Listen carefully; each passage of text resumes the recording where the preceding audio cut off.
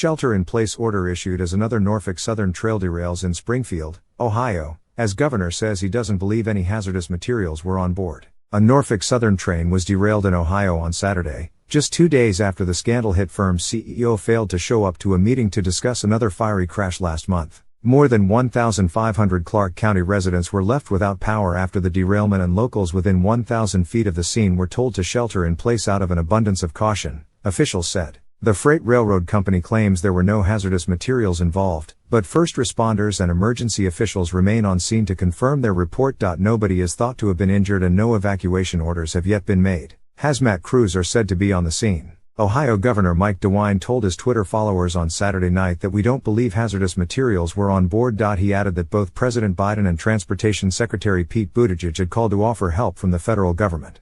Approximately 20 cars of a 212-car train derailed while traveling through Springfield. It comes after another Norfolk Southern train was derailed in East Palestine, Ohio, on February 3, sparking huge fires and the release of hazardous chemicals. Thousands of residents were forced to evacuate, and many say they are suffering from projectile vomiting and skin rashes due to their exposure to the toxins. The firm's CEO Alan Shaw, who earns $4.5 million a year for the role, has faced backlash for his handling of the disaster, with renowned activist Erin Brockovich labeling it a cover-up this week. The latest crash happened at Ohio 41, near the Prime Ohio Business Park. Locals and state officials were on the scene, including the Springfield Fire Rescue Division and the Springfield Police Department. A Facebook post for Clark County said that its emergency management agency was asking residents within 1,000 feet of a train derailment to shelter in place out of an abundance of caution.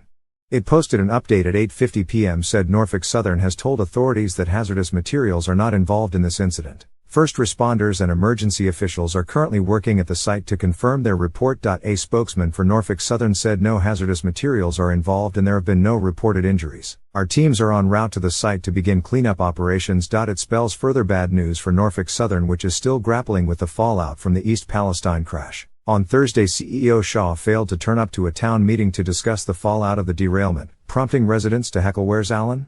It is the second time he has been a no-show at the meetings. His representative was left to face the music alone, telling the crowd the company feels horrible about the crash. Erin Brockovich, who was played by Julia Roberts in a 2000 film about her activism, launched a blistering attack on the firm's handling of the disaster. She labeled it a classic cover-up, before adding something is not right here. The U.S. Environmental Protection Agency is now requiring Norfolk Southern to test for dioxin levels in the area, though the agency says its analysis indicates the likelihood of pollutants being present following the accident is low. Authorities have also promised a full investigation and ordered Norfolk Southern to pay for the cleanup. But residents are especially fearful their air, soil and water has been contaminated following the controlled release of the toxic vinyl chloride to avoid a possible explosion.